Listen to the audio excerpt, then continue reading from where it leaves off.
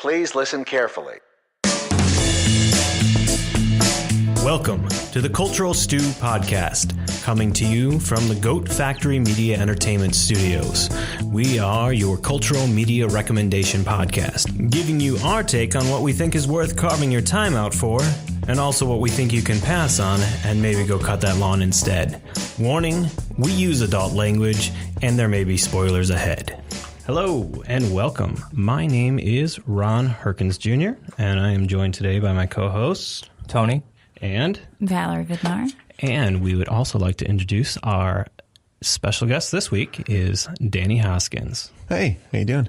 Good, Danny. Danny, tell us who the heck you are. So I'm the artistic director over at Blackfriars Theater down on Main Street, East Main Street in Rochester, New York. I'm an actor and a theater director and a writer, and also a teacher, part-time teacher. And he's also a guy who occasionally wears superhero shirts. I have one on today. He has one on today. Danny was brought on not only because he's a really cool dude and he's got a lot of involvement in theater, but he's also a huge superhero geek. And we decided that today we would dedicate today's episode to basically superhero stuff to get it out of the way so Valerie feels better that we can just not talk about superheroes too much later in the future. We always will. It's going to happen. I don't think this is not, the end. Yeah, no, it's probably not. It's like any superhero who dies in the comic books, they are always due to come back again. All right. Well, today's docket, we're going to discuss a little bit about the news that we care about. We're going to go into some of our recommendations of the week, and then we're going to go into our stew, which will be the rise of the superhero, which will lead into our topic of discussing the movie of the week, which was Black Panther. Going first, what are some of the things that you got from the news this week? Big one. Well, the Oscars, which we had dedicated a podcast to. I feel like we dedicated more time to putting that together than they did the Oscars. I felt like for the 90th anniversary show, there was no class there. I don't know what anybody else thought. The fact that they're bringing Helen Mirren in on a jet ski, I can't believe that she is doing that. And she had all her clothes on, Tony, by the way. I'm glad. I mean, this the first, twice. Anyway, I hope this is Jimmy's last year. I thought he was flat. And I don't know. I was disappointed that there was no big opener, just him. Just like a comedian, just out there doing his jokes. Well, when we had Neil Patrick Harris, it was like watching the Tony Awards or a pre-Tony Awards show, if you know what I mean. So it was, this is movies, Tony Awards are theater, so we can't have song and dance in a film show. You absolutely can. When Hugh Jackman did it, it was fantastic. It kind of...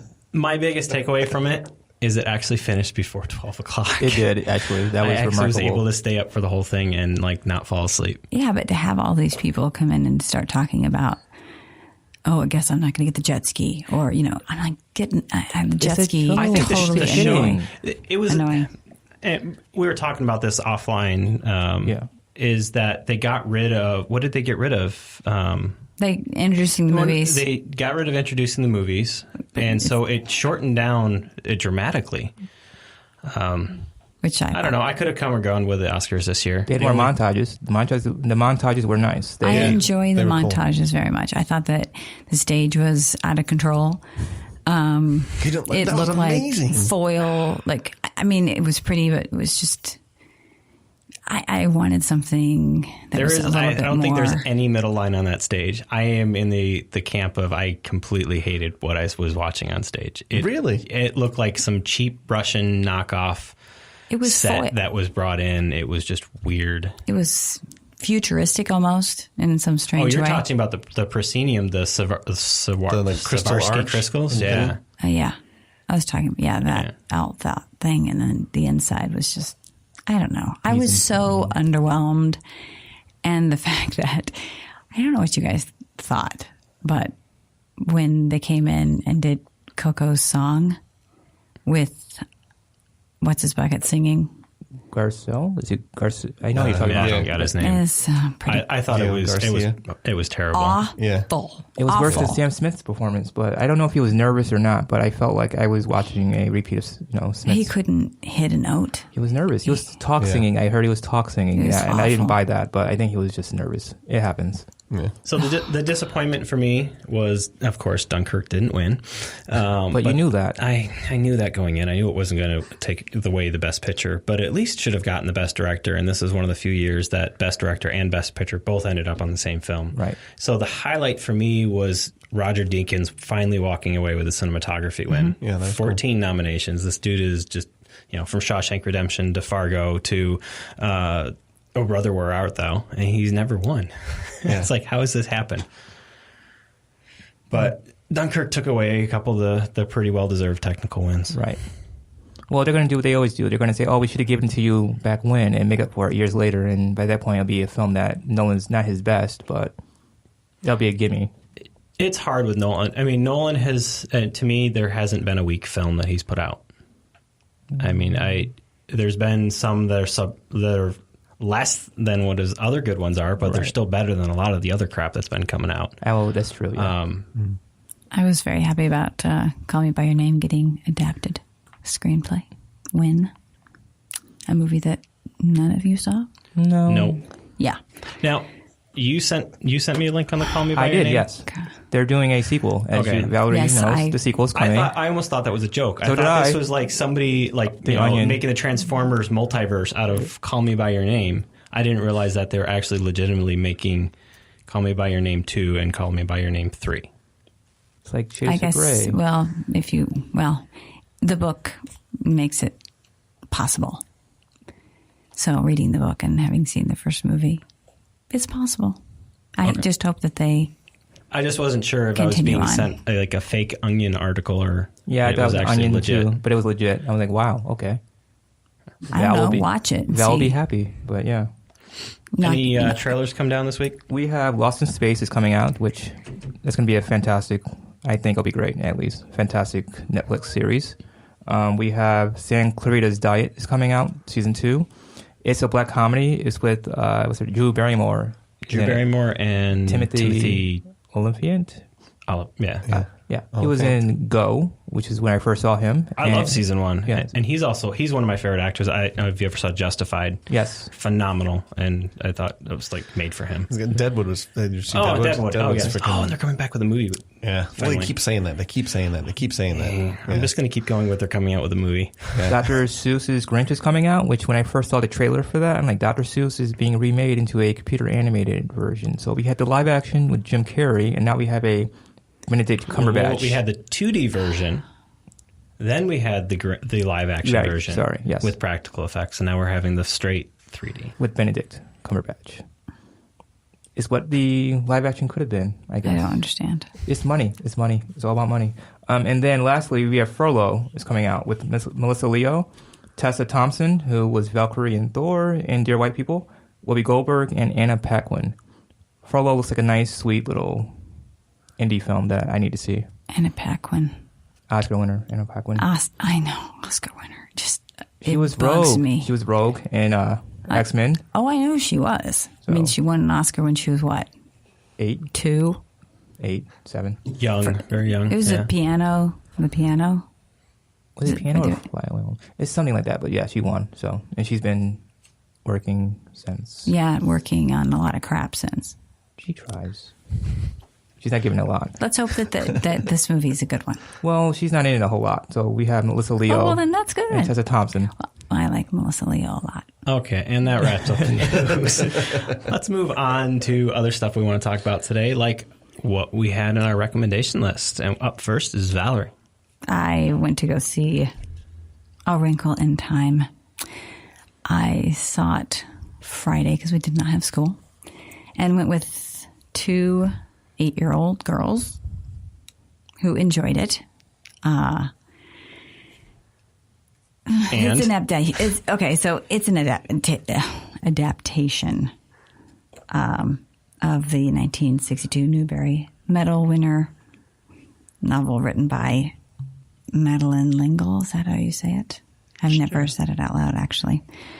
The story centers around Meg Murray, who's played by Storm Reed, who's fantastic, by the way, and her little brother, Charles Wallace, who was a newcomer, Derek McCobb, and they've been without their father for about 4 years, although it's very prevalent that it's 4 years, even though other things all over the internet say 5. It drives me crazy.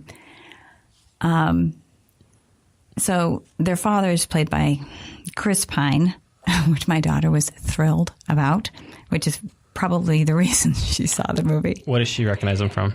Wonder Woman. Okay. Nice. She saw him last weekend and is still pretty. Yeah, Twitter paged it about him. Anyway, father has been, he was a NASA theoretical physicist who, with his wife, discovered tessering, which is the ability to surf through dimensions of space and time using your mind. Meg is a lost 12-year-old girl who's bullied. She seems to be giving up on school when she was a great student. You know, she's in the principal's office, she's befriended by a classmate, Calvin, who is played by Levi Miller, who has lost himself. He is pretty easy on the eyes, and he's popular at school, but his life at home is pretty abusive. So he's pretty drawn into Meg's family. He finds them fascinating. And the movie was loaded with some talent. Yeah, it was. And little brother, Charles Wallace, introduces the talent, I guess, the supernatural 3 women who are Mrs. Whatsit, which is Reese Witherspoon, Mrs. Who, which is Mindy Kaling, and Mrs. Which is Oprah Winfrey. And when they learn that their father is alive, the children go on a mission to save him and traveling by tessering to the planet, which is given into the black, or it, which is the source of all evil in the universe. Okay, you get the point. Yep. Visually, I thought it was eye-catching. It was gorgeous. It was something to watch. I did enjoy that. This was directed by Ava DuVernay, right? DuVernay, yeah. DuVernay, she's the first woman of color to be given a film budget of $1 million, so over $1 million. So that was an interesting fact, I guess. So where do you stand on this? I had some problems with it. Chris Pine. Your hesitation in your voice is making that come off. The thing is that they have Chris Pine, you know, the father that's gone, and you know, we read part of the book. We read half the book. I will admit that, because we weren't ready for the second half. But he's supposed to be, you know, they show him as this great dad, and he's showing her all these scientific experiments, and he's handsome, and he's you know whatever. But when they get to see him, and she finds him, Meg finds him, and then Charles Wallace gets taken over by the it. So he's pretty evil. He's pretty terrible. Chris Pine is ready to get out of there and go home, and he's grabbing Meg to go tessering back, and decides he's going to leave his son there, which we thought for a second there, we were looking at each other like, oh, this is a joke. Like, it's actually not her dad. It's the it. It's taken over his body and it's trying to take her somewhere else. No, it's not. Meg, this is where Meg is so much more courageous and tells her dad to get lost. I'm not leaving my brother, and fights the evil with love, basically telling him how much he loves her, or how she loves him, and you love me, and da-da-da-da. Love conquers all kind of thing. Mm-hmm. I think that it tries a lot of different things. It tries to speak to young girls about, you know, just being who you are. Meg has curly hair and glasses, and she's a little nerdy. And, you know, Calvin, who is this popular guy, likes her just the way she is. But her brother, who when going through evil shows her, this is what you could be. who had straightened hair, no glasses, and she's wearing this dress, and she looks, I didn't even know who she was. Kind of showing that, you could completely strip yourself down and look like everybody else in the magazines, and she disregards it. But what's your bottom line here? are you saying I'm talking too much about this movie? No. What's your bottom line? Is it a rush to the theater to go see it? I think you should go just to see the Jolly Green Giant, Oprah. Side note, is huge. Ava so tall. Was on the short list to be the director of Black Panther, but she said no. Interesting. If you have children, go. It's a kids movie. But I was left as kind of. I was on the fence about seeing this week, and I ended up just taking the family to go see Black Panther instead. I think that's fine. I mean, I think it's visually beautiful, everything, but I don't know. It doesn't really feel. Was it the screenplay that was lagging, you think, or was it direction? Do you know the difference? Well, the screenplay was written by the Jennifer Lee. Is that right? She wrote Frozen. So maybe lacking there. I'll have to see the Oprah basically was Oprah. Standing up saying these amazing things, but she's not really looking at anybody. It was kind of strange. I'll have to watch the movie then, I guess, or get the screenplay. I'll probably read the screenplay first. But of course you will. Yeah. So then, but you won't get to see all the visuals. I can go to see the visuals after. There's some nice stuff in there. I think it's not worth. Eye candy. It's worth your time. During an afternoon, go. Cool. All right. And I had the opportunity, I should say I actually had the time this week to actually go through and watch Jessica Jones Season 2. Jessica Jones Season 1 was pretty strong to me. It was probably one of the stronger of the online Netflix Marvel Universe pieces. And Jessica was just this broken down piece of thing that she didn't give a shit about anything. And so I was excited to see what they were going to do with Season 2, especially after, we now already had Defenders. So we've already had one cycle of everybody had their own series. So here we come back to see what's up for Jessica Jones Season 2. So the same old people are there. You got Kristen Ritter, Rachel Taylor, Carrie-Anne Moss, and Eka Darville. And you got newcomers. You got Terry Chen, J.R. Ramirez, and Janet McTeer. An interesting thing about this, before I dig into a little bit about my thoughts about this season, was that all 13 episodes were directed by women. Mm. And they made that a point going into the production of this, that they were going to make sure that all women directed everything. So they didn't even put a call out for men. They just said, going for the women here. And story-wise, the season is slow. Getting into what the setup is. There's a lot of, I would like to call them false positives, that you think, oh, I know what's going on, and then only to find out, oh, that was a wild card that they just threw in there to drag you off the case. Until about episode, I think it was about 7 or 8, when they throw out the flip card and say, oh, here you go. And out of respect for our guest today, I'm not really going to dig into what that flip card was, because it's pretty big. But let's just say, if you thought Jessica Jones was broken before, she gets broken big time. And my criticism of this season was that I felt like I was watching a daytime soap opera that was spread out over 13 episodes. It didn't feel tight to me. It felt very long, and it felt like a family drama the whole time. There was not a lot of, I like watching a lot of good choreographed fighting. Things that have depth, villains that have depth, and all of that seemed lacking for me. What they did put into the series in that big flip card is big. Did it need to happen in Season 2? Did it need to happen at all? I don't think it did. So if you're listening and you've seen the season, you now know what I'm talking about. See the season. I mean, it's great. I'm not going to say skip it. But it's not one of those ones I'm going to say, yeah, go sit down and watch all 13 episodes in a row like I did. Just let it be a slow burn. Watch it over the course of a couple weeks and just let it be what it is. And I think it'll probably be better. I don't think this was meant to be binge watch. I've been trying to race my kids to bed so that I can sit and watch it.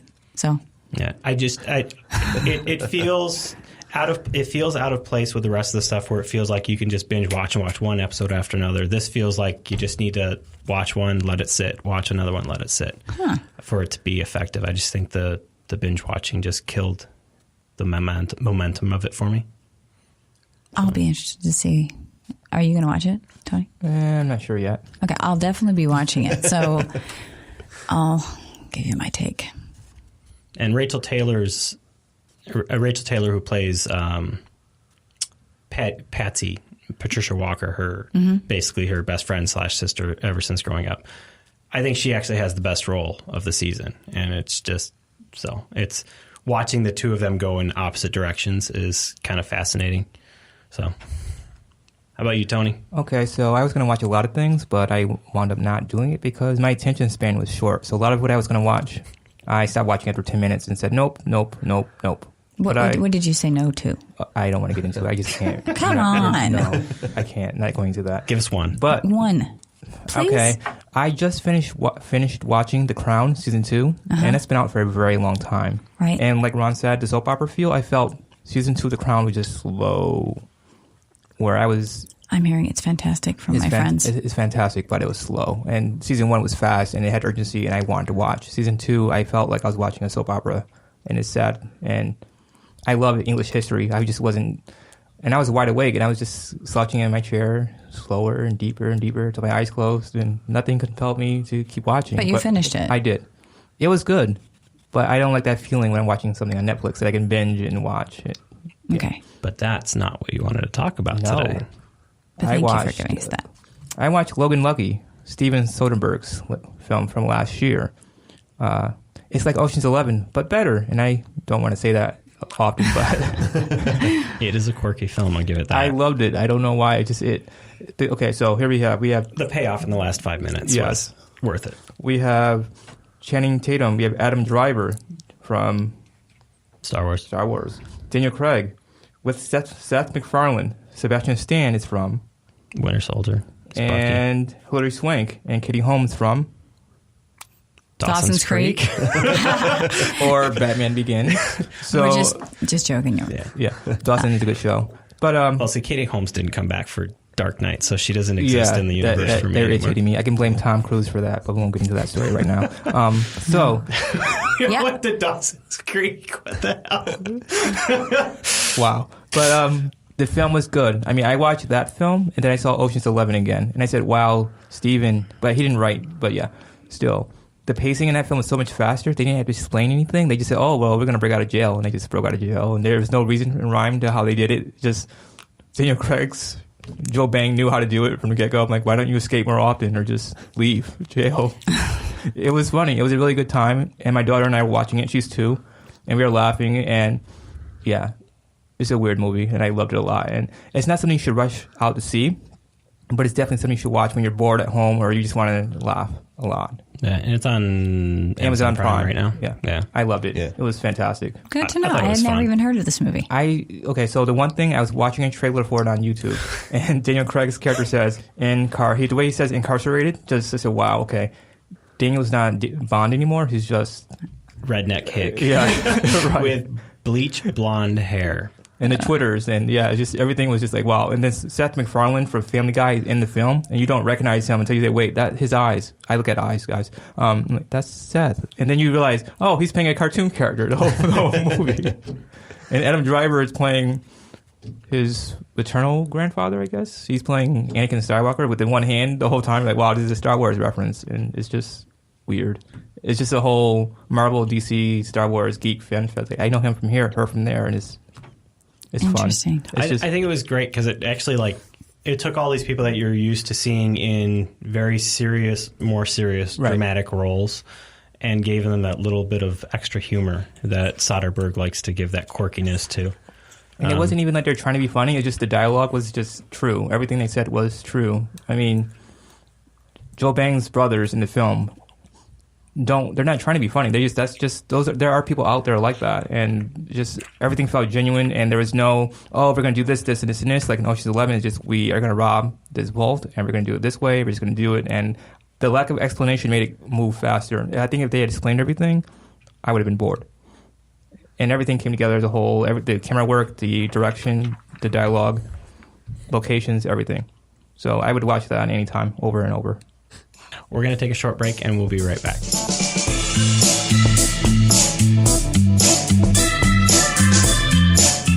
Hey, you. That's right. I'm talking to you. Insert your ad here. That's right. Ever wanted to become part of an ad? Ever have something that really wants to be shared and it's created and made by you? Well, this is your chance.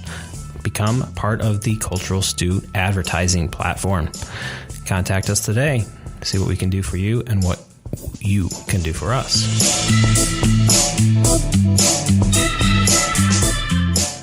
And welcome back to the show. Today, our stew is going to be on the rise of the superhero movie. You want to start us off there, Tony?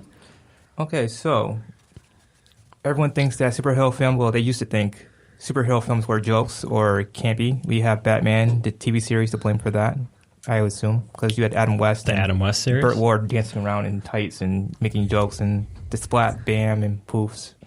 But then in 1978, Superman the movie came out with Chris Reeve and Gene Hackman and Michael Kidder. And that changed everything. For a little while, at least, I think. We had Batman the movie with Michael Keaton and Jack Nicholson in 89 that came out. And then we've been kind of in a 90s up and down roller coaster. And then the 2000s, Millennium hit, and we got a little bit more serious. So, yeah, going back to Superman and Batman, I want to touch on those two films. Mm-hmm. Danny, you are a huge Batman fan. Mm-hmm. What was it like seeing, I mean, you had at that point, you'd already seen the Adam West stuff, right? Oh, yeah. And so, you read the comic books? Or? Yeah. Okay. Yeah. Okay. So here comes Batman comes out. Unlike it, completely 180 from the Batman that you've seen on screen already. What was it like seeing it the first time? It was fantastic. It was thrilling. We were 14 years old, 13 years old at that time. That was awesome. I loved Michael Keaton. Michael Keaton was the bomb. There's a lot of doubt. My dad even said he didn't trust Michael Keaton. He said, comic, this guy couldn't do it. But then Michael surprised everyone. He was fantastic. Well, think about the team that you had going in there. You had Tim Burton, who had a history of these dark, quirky films up to this point. Michael Keaton, who was Mr. comedian. Yeah. Mm-hmm. And on the music side, you had Danny Elfman. Danny Elfman, who was from Boingo Boingo, right? Right. He was? Yeah. Oingo Boingo? Yes. I did not know that. Yes. Oh my gosh. Tim Burton said, "Hey, why don't you come film this for me?" And here we end up with this Batman theme that is like anybody can. Iconic, yeah. And then bring on one of the greatest actors of our generation, Jack Nicholson, and make him the villain of the movie. Yeah. So, yeah, you have all this quirkiness. And then let's throw Jack Palance on there, too. And you have a movie that's for the first time in the superhero thing that people took notice. Like, yeah, you had the Superman stuff. Yeah. But here we are with Batman, and I think it starts setting the tone for what everything else that comes after. Because now they're like, oh, let's make a sequel. Well, it was dark. It was dark for the first time. Superheroes were heavy and dark. Where was the hope? Where was the hope? Right. Yeah. And it was they nailed it. I mean, it was. We ran around quoting that movie for years and years and years. Don't kill me, man! Don't kill me! I'm not going to kill you. I want you to do something. Do me a favor. Have you ever danced with the devil in the pale moonlight? Yeah. Okay, so no one is talking about Bat Dance. Why? What? Prince was awesome. Okay, Prince was fantastic. Because Prince is my guy, and Bat Dance was awesome. Mm-hmm. It was awesome. Did you not like Bat Dance?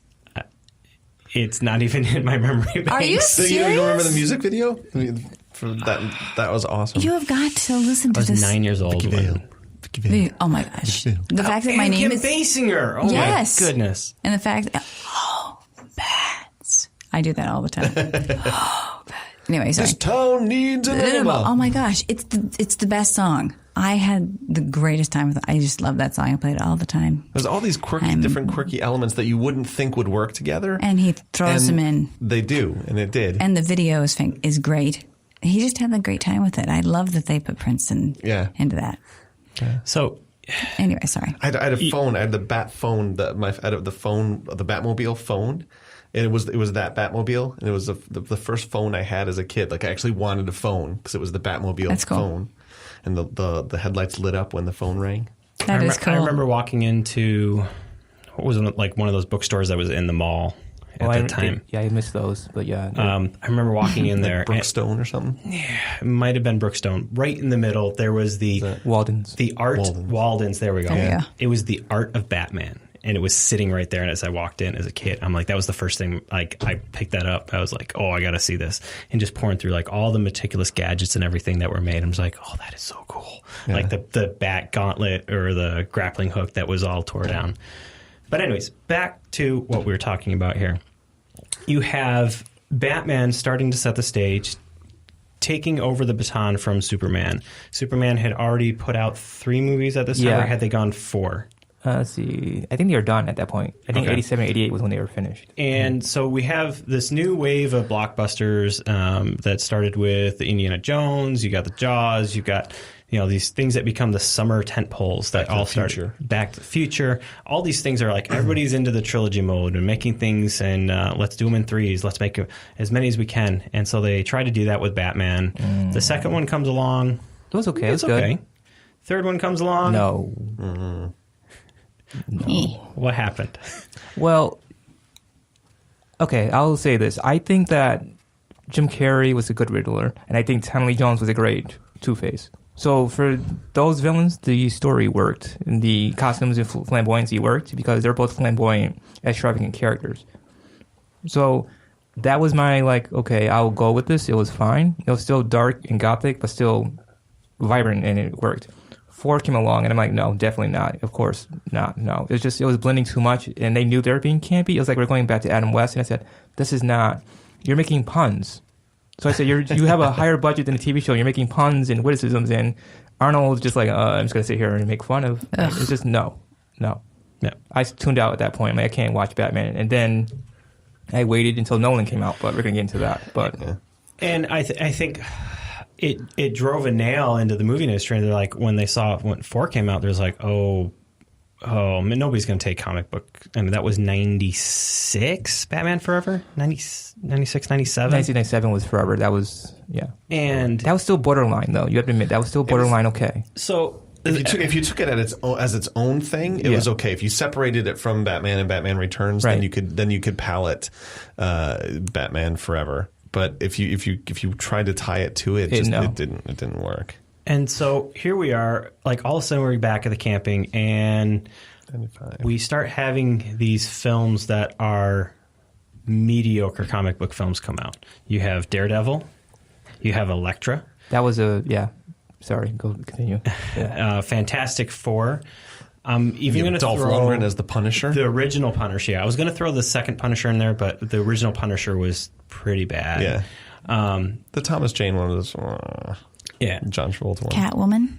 Catwoman. I mean, you have all these films and everybody's trying to jump onto the comic book wave that just started, and they just start producing crap. Well, Spawn was, I think, different. I remember seeing Spawn with my brother because Junior would watch that over and over again. And for what it was, Spawn wasn't bad. It was just bad effects. They're dated now, but back then they were even bad. But the story was good. It was dark.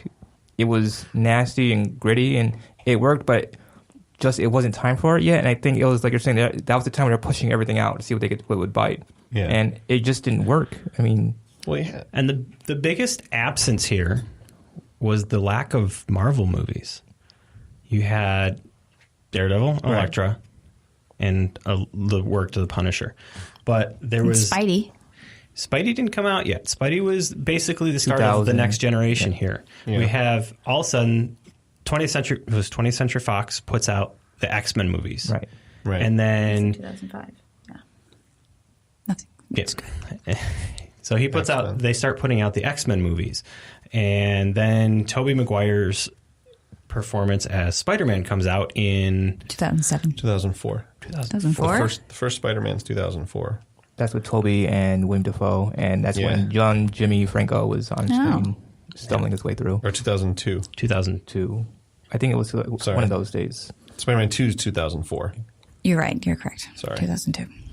So all of a sudden we have X-Men, we have Spider-Man. They're starting to tap into the Marvel universe, as now we've just noticed all of a sudden the DC universe burned out.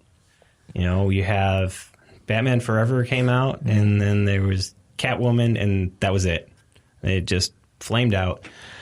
Ang Lee comes along and makes the Hulk. Everything's Ang Lee, this great director. He did, it was Crouching Tiger, Hidden Dragon. Great film. So I was like, oh, this is going to be awesome.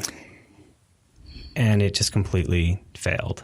Yeah. It bombed. It bombed is a good word for I like it. Eric Bana a lot. I do. I just didn't buy him in that role. It didn't sit well with me at all. And No. I had such great the Hulk was my guy. I had Hulk underoos. I had a Hulk toy box. I would pretend to be the Hulk. This is when I was 5, 6. Just letting you know, because I was all We'll about fact check that with Jason. Bill Bixby was I just had a huge crush on Bill Bixby. I don't know who has. That's an He was odd just here. crush. I know. Anyway, I couldn't. Anyway, so the Hulk, that movie coming out was exciting, and then it wasn't. So Hulk kind of bombed out there.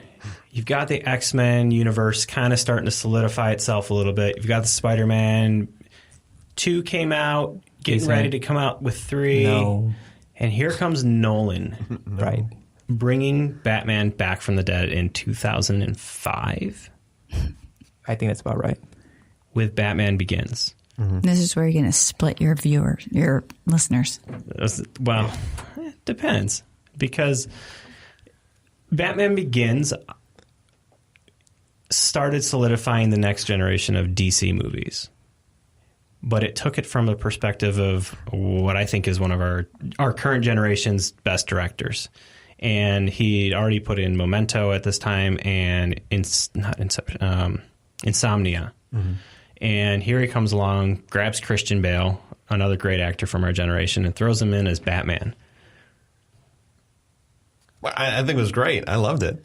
I think Batman Begins was really strong. Was really a strong voice. Was really a strong attack on it. I think it brought it back again to that dark, brooding world that he's in. And I'm on the side of I love Christian Bale's Batman voice. I'm on the side that I think it works. When you can understand it, or when just overall? When you can Are understand you it. against the Christian Bale voice, or? I like it, but it's better than Bane's. But It is better than Bane's. Anything is better I thought than it was Bane. getting gruffier and gruffer as the series went along. It did. So- It Well, was if crazy. you ever, you take your voice down there for long enough, it's going to get worse. It was. So, the Dark Knight saga begins, and in the midst of the Dark Knight saga, something else starts happening. Marvel has taken over basically all of its own films and started its own movie company. And the first one that they decided to put out is Iron Man in 2008, which is also the same year as, I believe, Dark Knight. Yep, 2008. Yeah. So, in the shadow of Dark Knight, literally, Which was awesome. Yeah. is probably Dark Knight is my favorite superhero movie. Nothing has beat it yet, and I don't know what it is. I can just keep going back to that film over and over, and it could be as simple as just like, and I mentioned this a couple weeks ago, I got The Dark Knight on 4K, and watching the IMAX scenes come up on 4K, and you're just like, oh my gosh. Like, there was so much craft and creativity that went into that, not only from the acting of the Joker in that, to what Nolan put into it as a filmmaker. I think it was the solidification that a Marvel, or not Marvel, the superhero genre is here. And then Iron Man comes out. And everybody... You know what's surprising about that film behind the scenes is that film was totally improvised, but not a lot of people know that. There's no script. They just said, we have a basic idea of what we want to do. We're going to let Robert Downey Jr. do his thing.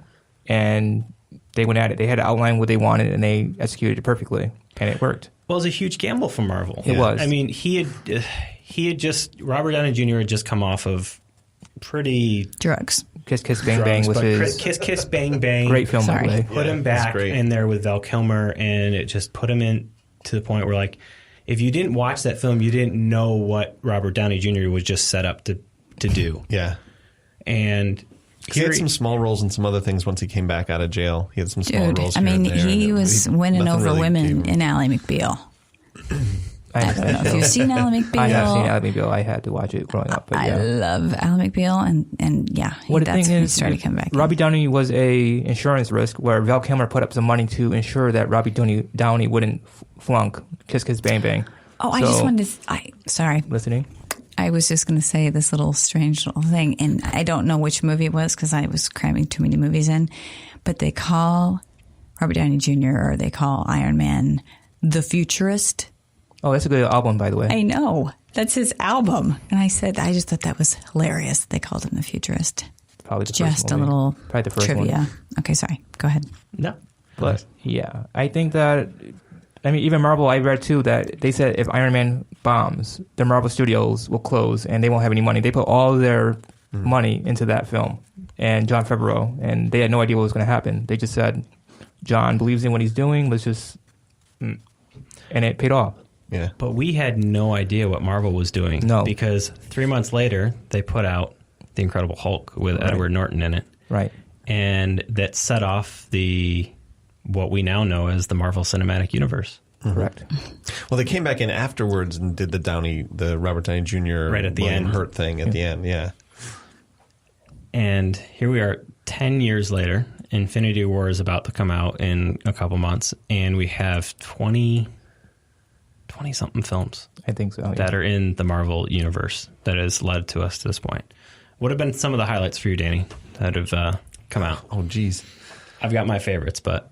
I mean, I think I agree. I think The Dark Knight is one of the top, if not the top comic book film, but The Avengers, going to see The Avengers was the best comic book movie experience. Like the culmination of everything, you're waiting to see all these characters come together, and it's for me, I'll speak for me, it was like my childhood, like waiting to see all of that happen. You had a jealousy moment for me because you went to Comic-Con that year. Yes, yeah, And that you was got to see them assemble on stage before everybody else. Yeah. That was. I went with my best friend, who I had talked about in that other interview, with my best friend and another one of our friends. So there's, we're late 30s. We grew up with this, and we're there, and the hall is filled with all these people who are our age. There's some kids, but they're really 30 and 40-year-olds in this, and these they bring the cast out one at a time right before they bring the movie, right before the movie was going to come out. And it was like, it was everyone on their feet screaming like they were 13-year-old boys and girls. Like this whole hall of 30 and 40-year-olds just screeching and screaming like they were 10-year-olds. I saw the video. It was pretty phenomenal. It was crazy, but it had that kind of electricity, that kind of energy, that nostalgia to your childhood. And you're never, that experience you're never going to get with anything that it doesn't have that history to it. It has they capitalized on the history of what they've been for years and years and years as comic books, as stories. And I know you were. I was heavily invested at that point into comic books. I had a huge collection. I was constantly reading them, whether it was by Image or Marvel. I didn't dig too much into the DC stuff until later. But, Captain America, the first time that they announced that Captain America is actually going to get his own film. And then you have that moment when the Avengers, there they are. They're all up there. But it was tied back into how many stories? I mean, when did all these comics start? You're talking about early 1920s, 1930s. Oh, they're booming. You mean after the dirty 30s? And everybody's going out there needing... The Depression. Yeah, they're depressed and they need to have comic books. So then they come back around the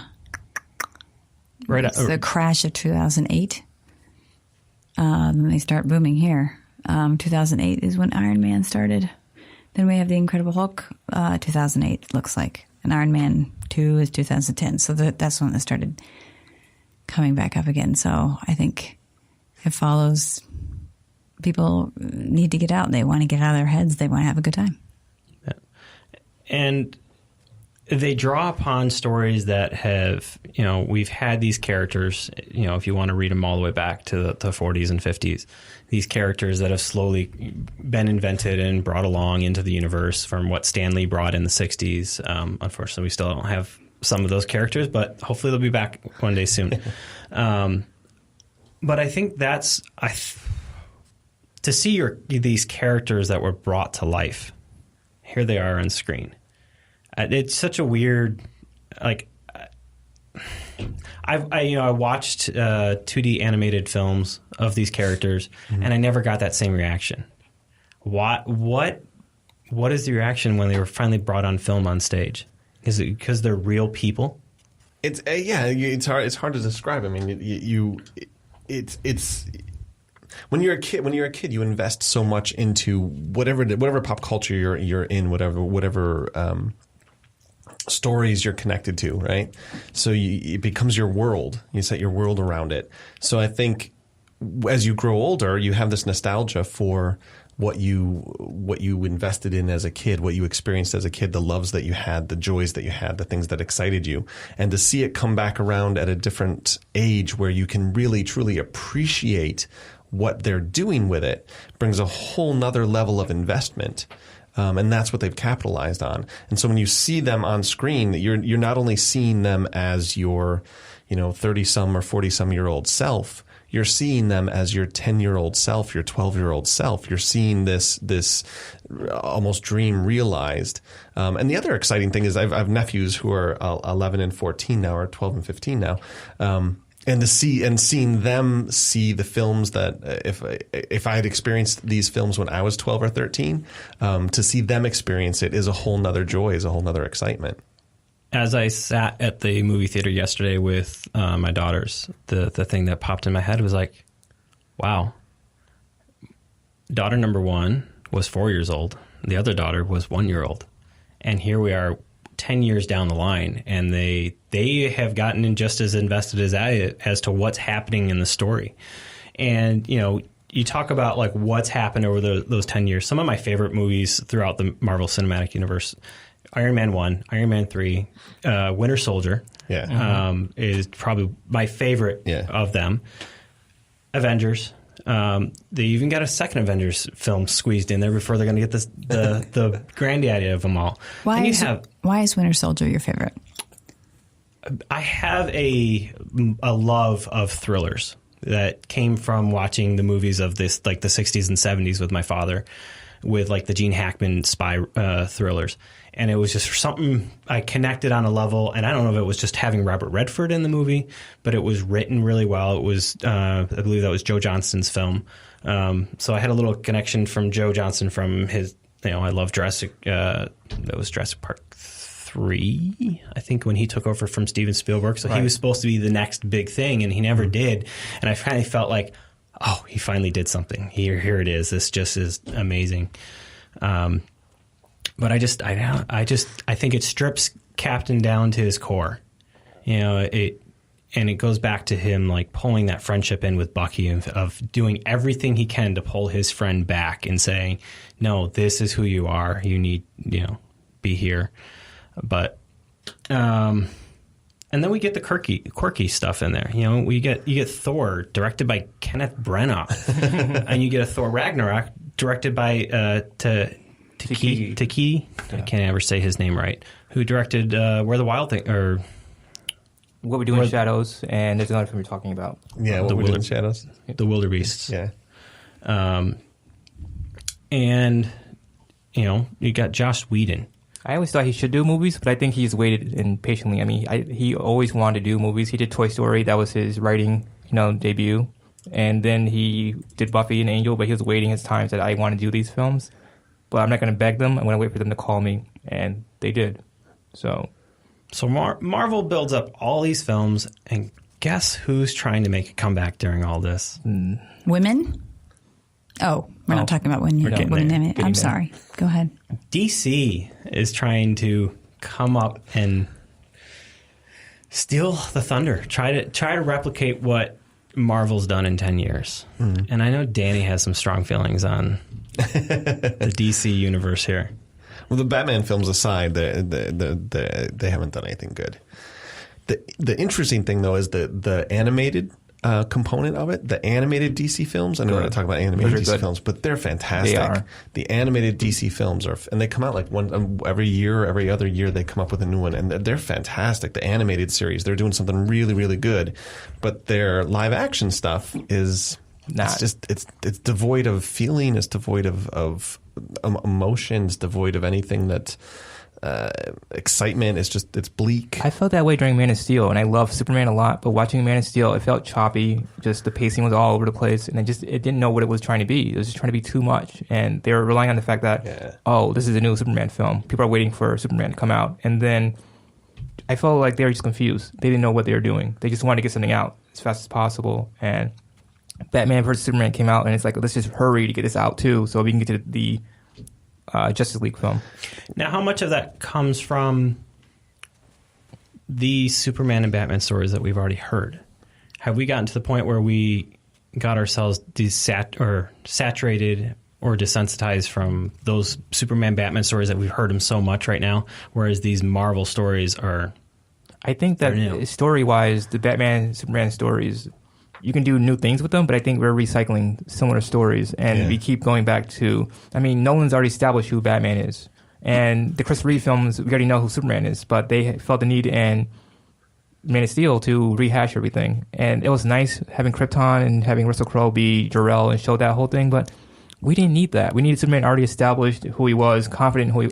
We kind of needed Batman versus Superman. We didn't, actually. We did. That was rushed too. That was horrible. We did. Why would we have needed that movie? We didn't. Why did we need that movie? To introduce Wonder Woman? Wonder Woman. Right. Remember, there are women in these movies. Yeah, Martha Kent was... A lot of them are good. Lois was horrible. Plastered up against the men, but... I felt like they just were in a hurry to do nothing. And that bugs me. I wish that Wonder Woman could have been introduced so much better than she was. And again, the end game was... Justice League is coming out in 2 years, so let's get her in here. That'll change people's minds about the film, and she'll be great. And it just... To me, the best part of Batman vs. Superman was the minute you hear the drums for Wonder Woman. Right. I was like, this made it worth it just to see that. But you're sleeping through the whole rest of the film. But yeah. She was the best part of the whole film. She held her own, and it wasn't... It just... I love Superman a lot, but he was so confused. And I know the comic book story about why Batman and Superman fight, but this one made no real sense to me. It was just like, I have to. They were fighting. What were they fighting? But there's a more logical reason in the comic books. No, they were fighting something together. Doomsday. Man, that thing scared well, he me. should be. I was terrified. He should and I was at home. I was terrified. But I think what you're saying, Tony, that they tried to do too much, I think that was their downfall. They tried to do way too much because they wanted to be what Marvel was. But Marvel took time. Right. They had a plan. They went one by one and told really strong individual stories before finding their way to get together, and they trusted that people would be patient and be excited by the stories. Like Wonder Woman film is great. Wonder Woman, and it didn't, with the exception of the tie-in of that picture at the beginning of the film, and then at the end, there's really no need for her to be connected to Batman versus Superman. Like that story in itself could have been told without the need to be connected to that, and by itself, it stands alone. That whole sequence on the beach with the German army and the Amazon women is fantastic. That action sequence is phenomenal. It's so I watched that over and over again. Like that film is a really good film by itself. It didn't need to be mashed into this world or shoehorned in. Could have trusted us just to watch her grow and be introduced, and then somewhere down the line. Exactly. I think in their rush to put out Justice League is they missed those story points. They didn't look at Marvel hard enough and seriously say, maybe we can get people invested in our characters and actually care about them. Yeah. Have either of you, I know you're going to say no, but have anybody watched any of the CW, DC I have been watching shows? Flash. I watched the first season of Arrow, but that's as far as I've gotten. Supergirl, I've seen All right, Supergirl. so you got Arrow, you got Supergirl, you got Flash, and Legends of Tomorrow. And they just introduced Black Lightning. Right. They recently just had basically an Earth X crossover that involved all 4 of them, and they had the scene where there probably was 20 superheroes in one scene. And I was like, you know what? I felt more invested in that because of all these episodes and everything than I did in watching anything that came out with Justice League or Batman versus Superman. I didn't care about them at all. And I think that comes to the heart of where superhero movies need to go to stay relevant, is they need to stick to the stories that matter. We have Wonder Woman that came out, finally, putting a female superhero front and center. We have Captain Marvel finally coming out, something that should have came out like 5 or 6 years ago, but for some reason Hollywood didn't think that we're ready for it. I've been ready for this for a while, but they did give us Jessica Jones. They gave us these characters and let us invest in it. And now, even though we've been talking a very long time, we're going to briefly roll into our media of the week. As these movies become more and more popular, they also are starting to shape how Hollywood is treating the rest of the industry. Because you have a movie like Black Panther that just now crossed, after 2 weeks, $1 billion in commercial success. And who wants to lead off the Black Panther discussion? The one that fell asleep? The one that's so-so? It's not so-so. It's just I'm impressed by it, but I'm not like totally like fanboy to the point where I'm like, wow, this is the greatest thing ever. And it's great for what it is. And I guess I can lead it. If you want me to lead, I can start. I liked what I saw. I just was tired. Okay. You can go ahead. Okay, so Black Panther came out recently. I think, what was it? February. We're in March now. Yeah. So that was great marketing on their part to release it during Black History Month, which is always good. And we have just reached the 1 billion mark this weekend, I believe. So the movie's making a lot of money, and it's reaching a lot of people and hitting all the right points. Directed by Ryan Coogler. Right? Who did Fruit of Wall Station and Creed. Yeah. And he's in Creed 2. Yeah. And he brought over from Creed, Michael B. Jordan to play Killmonger. Right. There is...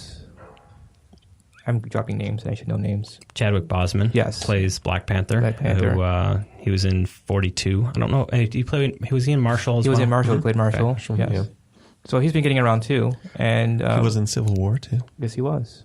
Yes, he was in Civil War too. And he stole the show in Civil War. Yeah. I mean, that was... And I think that's why he didn't make as much of an impact with just... If Black Panther just came out by itself. Right. Is because... he carried a third of that film. We saw his father die. We saw him chasing after Bucky the whole film, trying to get revenge on Bucky. Mm-hmm. So you're invested in that character heavily in Civil War, and Black Panther is the aftermath of that. Right. I just wanted to bring up a few more characters. Go ahead. Okay, Lupita. Yes. Lupita's in here.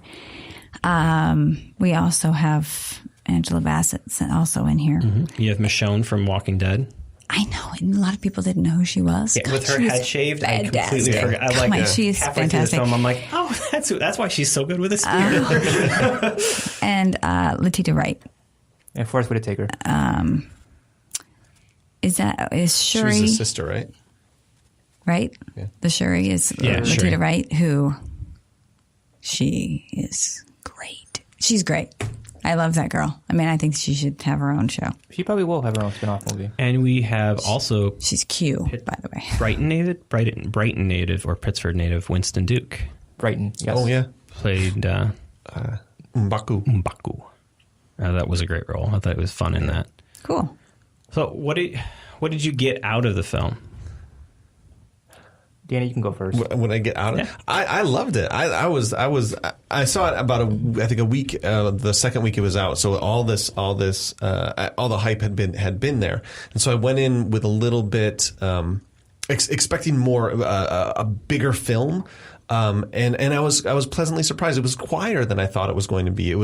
It took its time. It was classy. It had grace to it, had elegance to it. I think it really created a whole new world that we hadn't seen before in the Marvel universe, which was really exciting. But I think there was a great deal of power and a great deal of restraint and control of that power being shown through these characters. That was very prideful and very graceful that I don't think we've seen before in these films. We've seen a lot of unabashed, just balls out, testosterone. A lot of it is. And this was really, the power was restrained, the power was controlled. There was grace, there was elegance to this. There was a lot of internal changes. Yeah. There was a lot of, you weren't trying to beat out somebody who's going to ruin the world or kill. It was more of internal struggles, which I thought was cool. And you had Killmonger, who stole the show, as far as I'm concerned. To me, you have a very interesting story. So we get introduced to Black Panther through Civil War, and we're all rah for him. And we get into Black Panther, and we have basically a role where the roles are reversed. If you look at it, and Chadwick Boseman has come out and said that he is the villain of the film, and Killmonger is the hero. Mm-hmm. You have Killmonger coming from nothing, working his way up to the ranks to come back to his home country and take what was rightfully his. But more importantly, showing like Chadwick Boseman, or T'Challa, here, look, this is what you should be meaning to the people, not growing up, not rich, hiding everything. And I think that's a very powerful thing. And there's a lot of historical things that are thrown tongue in cheek in there, left and right. But I think there's some things that I thought were fun. I'm just going to throw in the fact that it's 007 all over the place, which I thought was great. And the fact that I think the director was looking toward some 007 stuff. And I think at one point Ryan Coogler was actually looking at doing 007 with Idris Elba. Right. Mm-hmm. Oh, I think there was discussions about that. But the little sister lays out all his gadgets for him, very like Q, correct? Q? Yes. Mm-hmm. And then the casino film, or the casino... Casino Royale, scene, Skyfall. And totally Skyfall, which I thought was, I don't know, I thought it was fun. I felt like it just took it was just a different feeling for me than some of the other movies that I'd been watching. I loved the music change. I loved the drums that started happening. I love drums. But I felt like the music was different than the other movies that we'd been seeing. I don't know. I thought they were more authentic. I thought that I liked the fact, that we had this kid that grew up on the streets, and then he comes in, and even though he's the evil villain, we understand him, and we kind of root for him in a way because we get it. And you should be probably getting this. And this other T'Challa, who was raised spoon-fed, silver spoon. In his totally. Mouth. And he had everything given to him. He's very. I was listening to something that was saying that it was very much like Lion King. How he was having this internal struggle on how to make it so that he would, like his father was such a force and everyone loved his father, and then he had to figure out how to measure up to his dad and how he's going to do that, which is kind of funny. Well, I'm going to get to the things I liked. I like the fact that the film took the time to establish locales and locations and places. So we could have easily just said, this is Wakanda, here's the skyline, boring, like in New York City shots in movies. Here's New York City. Every window in New York City has New York City skyline in person. Yeah, so we had the countryside, we had the city, we had T'Challa walking the streets with the people, and they didn't care. This is our king, but he can walk amongst us and doesn't bother us at all. I like the fact that we had, a little bit of Oakland in there. We had Korea. The director's from Oakland, right? Yeah. So they took their time establishing where they were and what they were doing and why these were relevant. So later on, when we had that big rhino scene, this is the fields, so this is where we are. And it wasn't like, we're just in the field fighting. It's that. And even in the Infinity War trailer, they're in Wakanda. We see the big battle sequence. They're in the fields that they were talking about in Black Panther. The costumes were really nice, and even there's a couple of scenes when they're in Korea where you see the black, red, and green, which are symbolic of African colors. So there's a lot of detail that went into this. And I felt like this film actually was rooted more in reality than maybe the other Marvel films. Like, this could really be a real thing. Like, besides the herb that he's ingesting, this felt very tribal and very modern at the same time. Like, we're fighting for rights to become king versus let's have guns and swords. It's like, we're going to beat each other to death or you got to be yield. Right. So it felt very genuine in that way. I guess I figure my biggest complaint was the whole vibranium being the Deus Ex Machina or the answer to everything. Like, it heals spine injuries, it heals this and that. And I know it has that mystical property to it, but that kind of took me out of that realism to now mysticism. And so I guess that's my one thing about it. It's just that this one bug goes in a car, and now we can drive the car anywhere we want. And it's like, that's cool, it's great, but how does that work? And it took me out of it just for a second. Like, that was weird. But I think for what it is a great triumph in cinema as a whole and for black cinema. And going forward, we can actually do more films like this. And some people say, we can have more Get Outs and more this and that. I'm like, why not just make better films, more original films? Lee Daniels, sorry, I'm calling you out. Let's just tell good stories, and then everything else will follow. We don't need replicants of what's already been done. If that makes any sense. Yeah. Anybody else have any further thoughts on Black Panther? Go see it if you haven't already. My thoughts are definitely go see it, and if you have the chance and opportunity to go see it in IMAX, there are some wonderful IMAX shots in this film, especially the entering into Wakanda. Yes, is all in IMAX. The end big fight scene is in Wakanda, or yes, of course it's in Wakanda. Yeah, IMAX. It's in IMAX. So I'm never proponent for 3D, so just go for the IMAX 2D. He's actually made a lot. Yeah. I think he had a $200 million budget for this movie, and I think he's made it. They made $1 billion. Oh yeah, so far. He made it. $1 billion after 2 weeks. I know, I'm kidding. And Shuri is going to have funny. her. I mean, Shuri will be the next Black Panther, I think. So I think so too. she in the set that comics. up. Yeah. I think That's exciting. I may be the only one that may be weird, but I want to see Storm just have a cameo, or at least Storm show up. I mean, they probably won't, but they were married at one point. Yeah, It's fishy water. It's It would kind be of interesting. Yeah. It's fishy water. Well, with the Fox, with the new Fox deal, Yeah. she may Show up. cross over. So Some of the X-Men. they may might be cross married. over. Just say, hey, we used to be married. Hey, we kind of like each other. The eye glances would be great. Because I mean, or Lupita Storm. mutates into Storm, yeah. Storm. and she becomes Storm. Storm. Yes, Because that's been they Storm. are married. Well, they were still get married. Who? Storm and T'Challa they met each other and were together for a while in journeys and trips and doing things, and then they got married, and then they kind of split up because of. That's the comics for Yeah. you. We're talking about in the movie. No, Storm. in the in comics. the comic books. Yeah. Fascinating. Yeah. I read a lot. Yeah. That's fascinating. Not that you read a lot. I'm saying it's fascinating that's. So there Okay. are lots and lots of comic book movies and films that have come out over just the last decade, let alone the last 30 to 40 years for you to go and look at. Feel free to hit us up on Facebook. Tell us what your favorites are.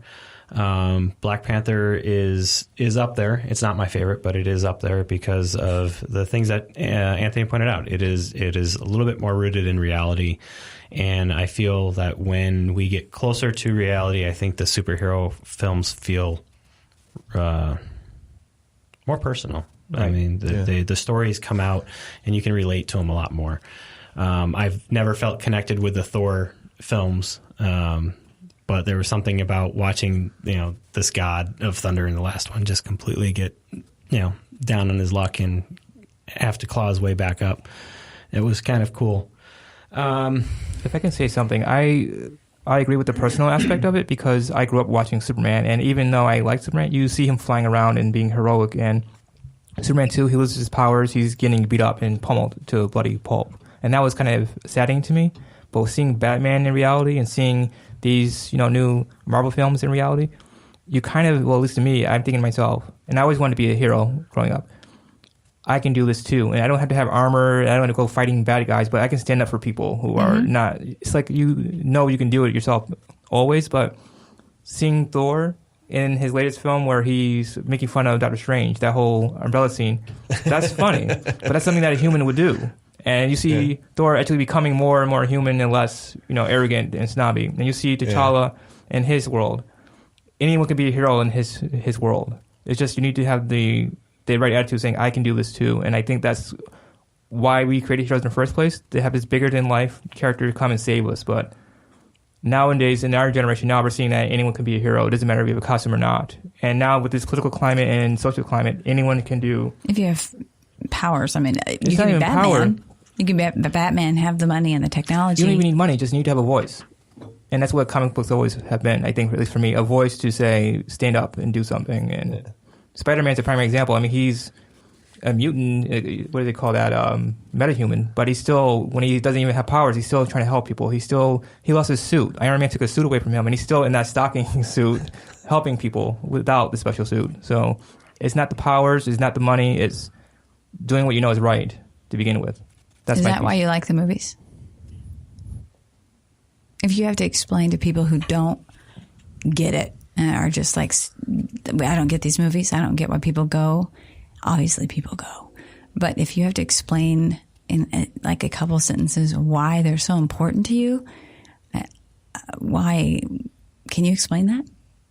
Movies show me the world that I've never seen. I mean, there's some parts in movies, I see parts of Africa I'll probably never ever see, of Europe I'll never see, but watching movies inform my world superhero view. Movies. Superhero films, same thing. It's showing parts of my personality that I know are there, but they're not activated yet, or they're not, how do you say that? I mean, the mutants are activated, they're awakened. So superhero films awaken that part of you that says, I can do this too, without the armor, without the money. Money helps, armor helps, but you don't need it. You just need a voice, and you need to be confident in yourself. That's my take, at least. Okay. I think for me, and it's a theme that are rooted in a lot of comic books, and they kind of put it out with the superhero films is really bringing the morality in of like fighting for the people that don't have the opportunity to fight for themselves. Now, that can be somebody with superhero powers, but that can be as simple as you standing up for, somebody kicks somebody in a wheelchair because they're disabled and knocks them on the ground. That could be as simple as you, instead of ignoring them when that happens, helping them up, turning to the person and telling what you're doing is wrong and standing in between them. I mean, the reality is it doesn't take a lot to be a hero because it's all in the perspective of what you've done and the position of where it's happening. And I think for me, it's just like, for personally, it's like, I want to be the person that my children look up to. And I think that says a lot to like, my views of watching these superhero films is like not being afraid to share my voice, not being afraid to, seeing somebody do an injustice to somebody else and saying, you know what, that ain't cool, knock it off. And I had an opportunity, funny enough, at the Black Panther I took my daughter out of school for Friday to go see it with me. And for some reason, these two people decided to start getting into a fight in the middle of the film, right toward like the last fight. And then they extended it into the credits. And it's just like just having the voice to be able to stand up and say, hey, knock it off. Little things like that, like it can diffuse a situation quicker than you know it, rather than standing there, there's 20 or 30 people left by the end credits and they're all just sitting there quietly as these two people are going off in their thing. And it's like, well, nobody else is going to say it. I'm going to say it. Right. But I found myself in those positions many times over the years, whether it's been on a sports team, whether it's been at the theater. Theater is a very interesting place, and I think that's where I kind of helped me get my voice and be able to grow my confidence in being able to say something. I was a very shy person. I'm still a shy person. I mean, I'll close up on myself, but every time I do, it's like, it's you have a chance to say something, say it, because you might not ever have that chance again. Mm-hmm. And why? So that was longer than a couple sentences. No, if people can expand, I like expansion. Okay, so why Batman? I think it's the same. I think it's the same thing, and Tony brought it up, and Ron expanded on it. I think it's really that sense of overcoming oppression, overcoming adversity. I think a lot of comic books came out of response to social or political climate. They were fighting against oppression. They were fighting against injustices, and that taps in.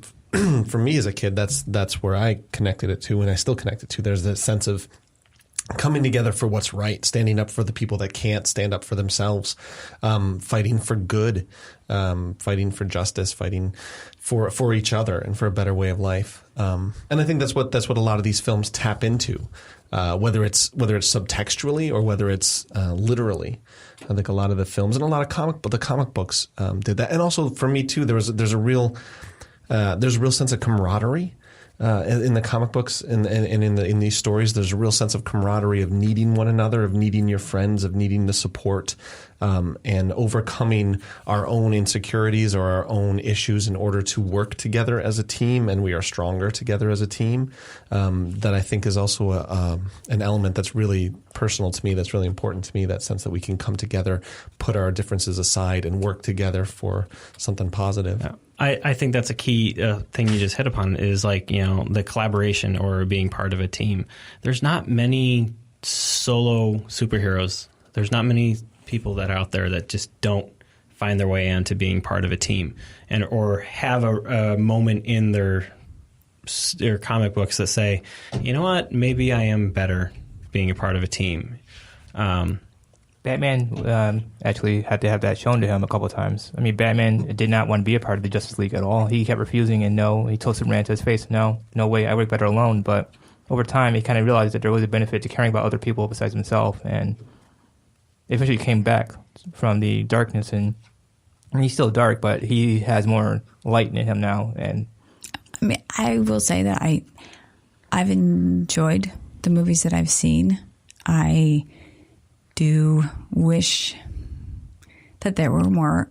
I mean, I'm sorry. They're coming. The women, I know, but they're coming. The fact that there isn't a history of them, we have a few little blips, and I don't mean to upset. It's all about timing. That's not upsetting. That comes from a history of the comics being male dominated. Right.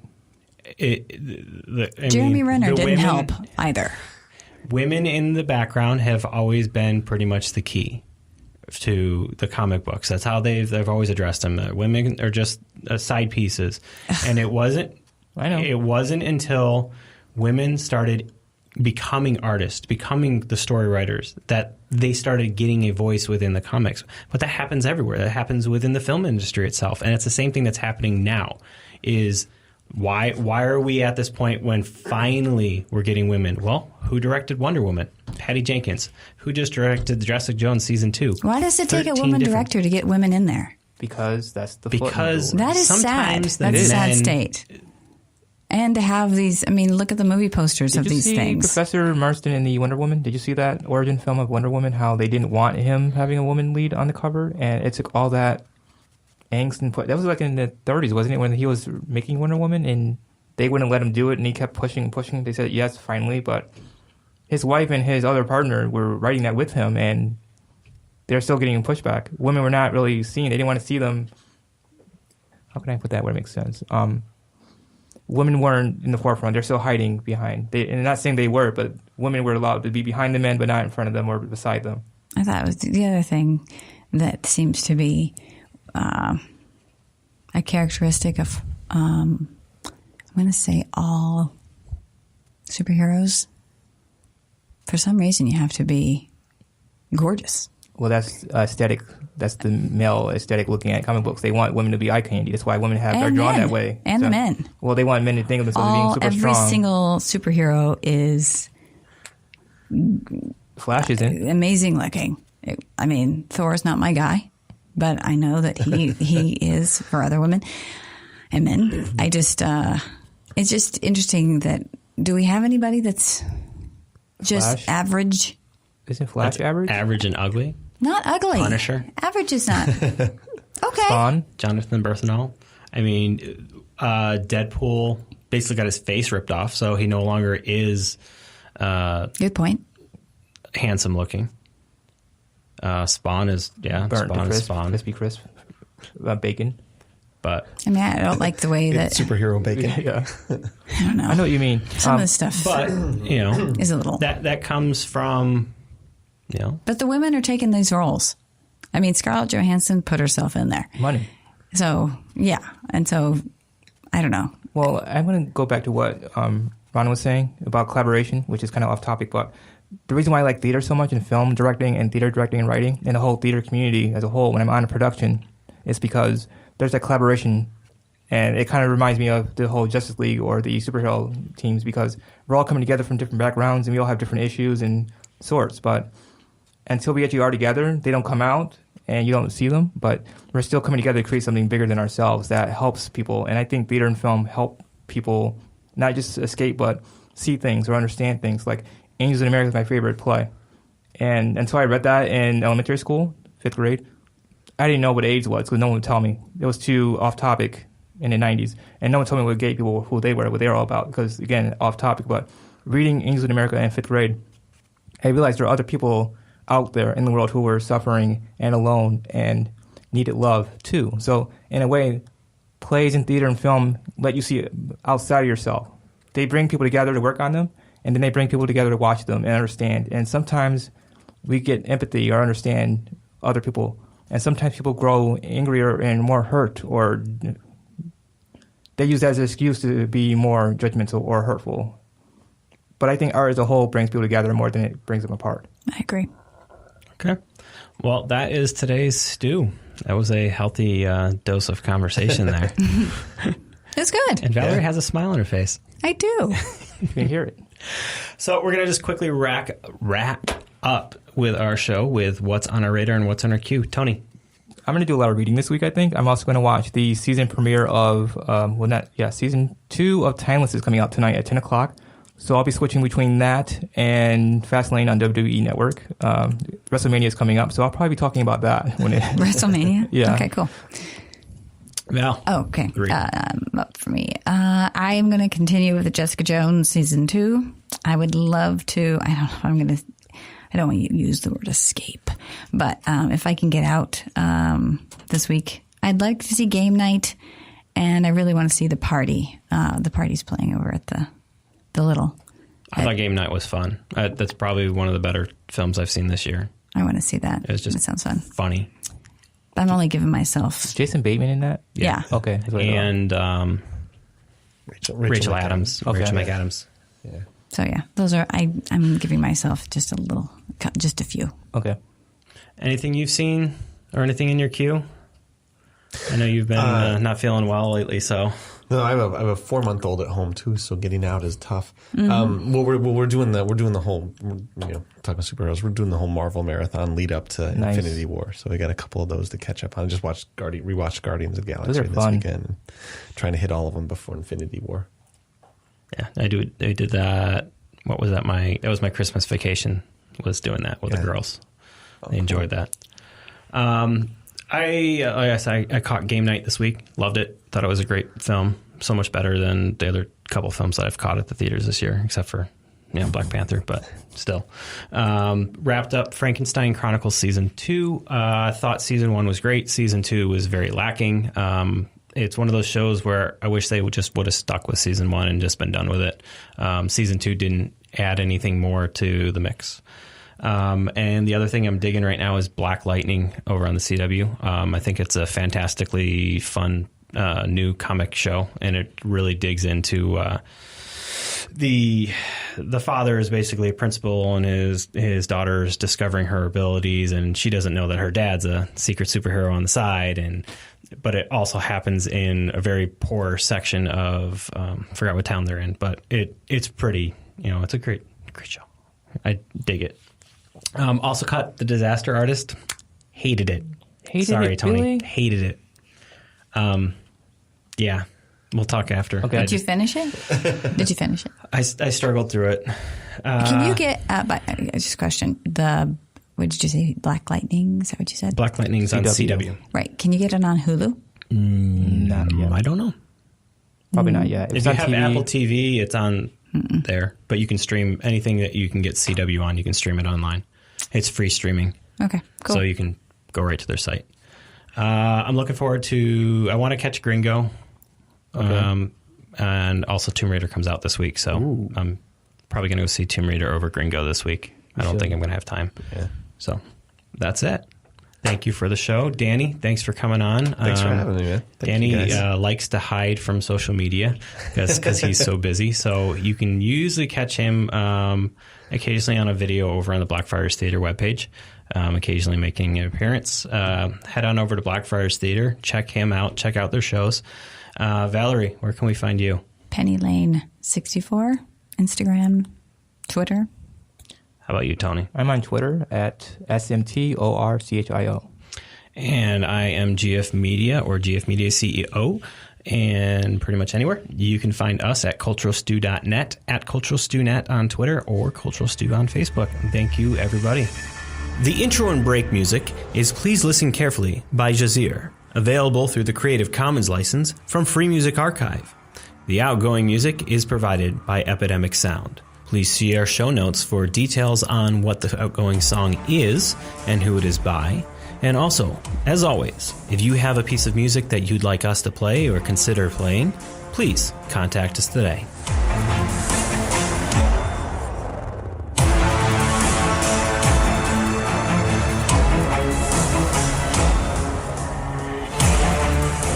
Like what you've heard? Want to continue to hear more?